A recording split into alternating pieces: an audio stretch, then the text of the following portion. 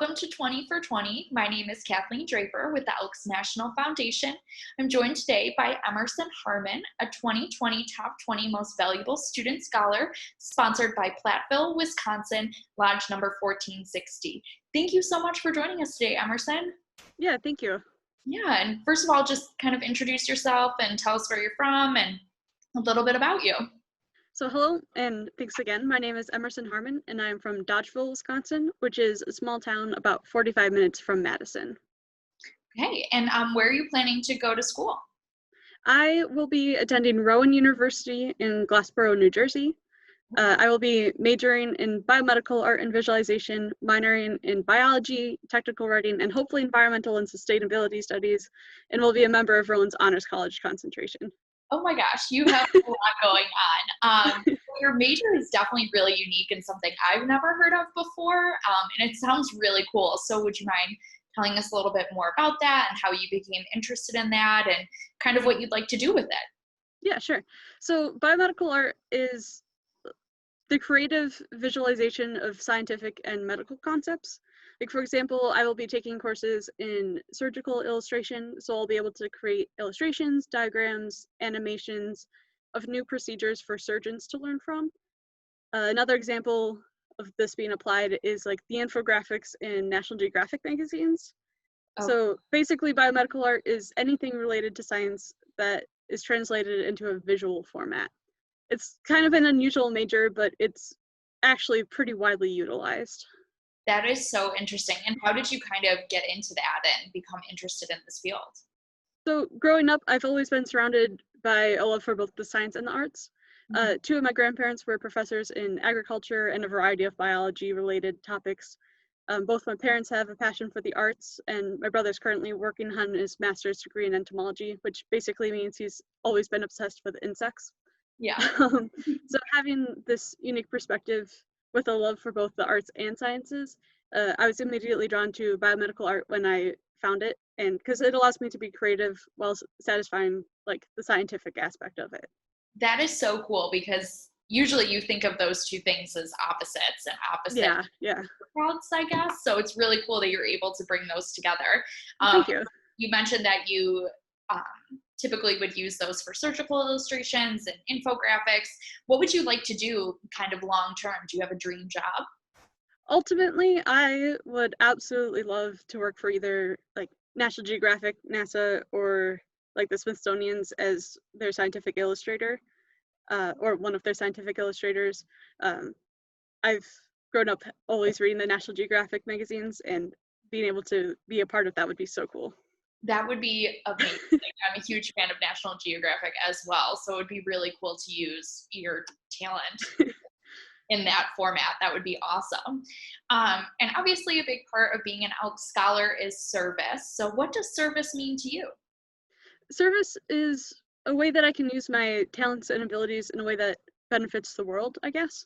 It allows me to connect with people I might have otherwise never gotten to know, especially all the fellow Elk Scholars.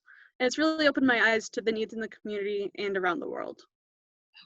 Okay. And what would be your proudest achievement? I think something I'm proudest of is probably the work I've done for fighting for LGBTQ equality and acceptance in my school and organizations. I was one of the founding members and co-presidents of my school's first Gender and Sexuality Alliance. Okay. I've worked with school leaders to increase awareness of LGBT issues in my town, and have actually worked with state and national HOSA Future Health Professionals. It's an organization I'm a part of. Representatives from them to look for resources for their competitive events, because this year I competed in medical law and ethics, and some of the textbooks were a little outdated, and so I worked through them with the publishing companies to move, because they're currently working on a new edition, and they use some of my ideas in their new edition for like a more accepting view on LGBT healthcare issues. That is so cool that you were able to work with them and work with that publishing. It was really exciting. I sent them an email and I wasn't even sure I was going to get any response at all, so that was exciting. That's amazing. That's so exciting that your ideas were heard and something that you're really passionate about and have worked really hard for is coming to fruition in a really big way.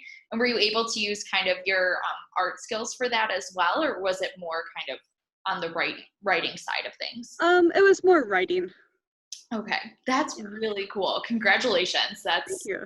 so exciting. And then what is being an Elk Scholar going to help you do?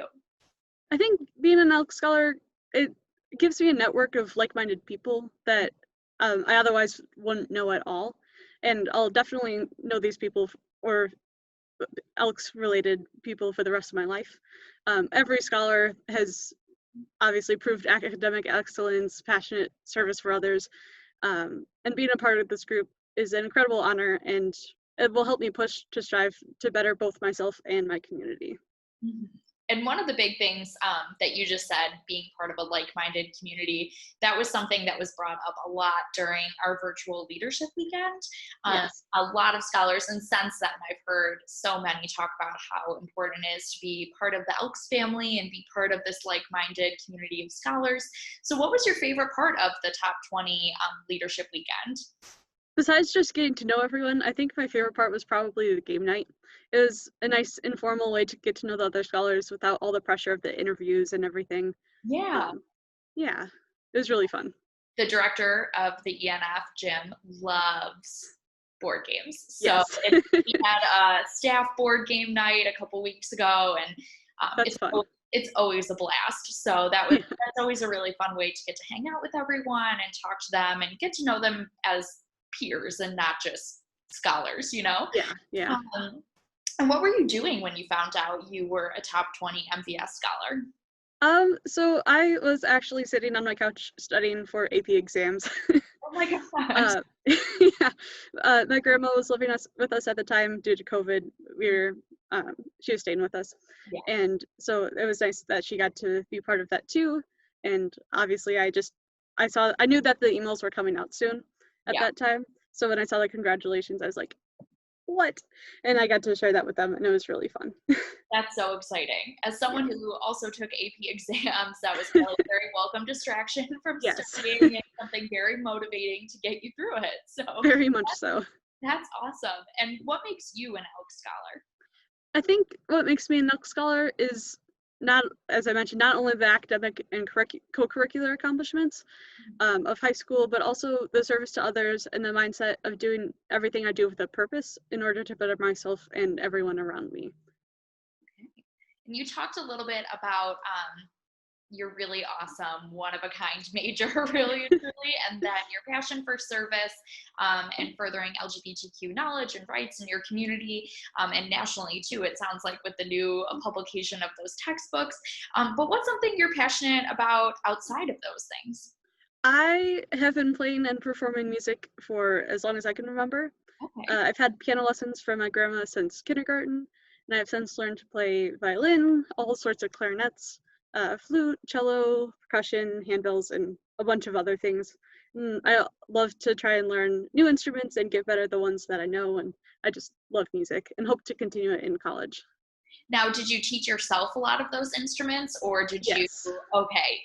So yeah, I have been taught piano and violin and clarinet, but most of the others I've taught myself just through online things. That's impressive. I used to Thank play you. the flute, so teaching yourself how to play the flute is a challenge. And It was definitely not easy. definitely not. And I had a teacher, and I was terrible, but that's okay. So, how many instruments do you play total? Um, and grouping percussion as like one thing, probably around 14 or so, and I'm trying to learn a couple others. What are you learning right now? I was trying to learn bassoon for a while, but that's really hard. Yeah, I couldn't Um, imagine. I've also been struggling with brass instruments, so that's something I've been working on. Okay. Do you have a favorite instrument that you play? Hmm. It's probably pretty close between clarinet and piano. Okay, that's awesome. I never learned how to play the piano, but both my siblings did, and they were very good. But I Nice. just do not have the hand-eye coordination for that. So that's really cool, and that's a really fun talent and kind of passion to have outside of school and service and work and things like that, it's definitely a good way to take your mind off things and Definitely, yeah. focus on the music. And if you could say anything to the Elks, what would you say? I just want to say thank you so much for this incredible opportunity. And the Elks have been very generous with both their time and their resources through the Elks weekend and everything else. So just thank you so much. Well, thank you so much, Emerson, for joining us today. Thanks to all of our viewers for tuning in. If you like the show, hit the like button below and be sure to subscribe to our YouTube channel. Thank you for helping us build stronger communities and connecting with the hashtag Elks family. See you next time.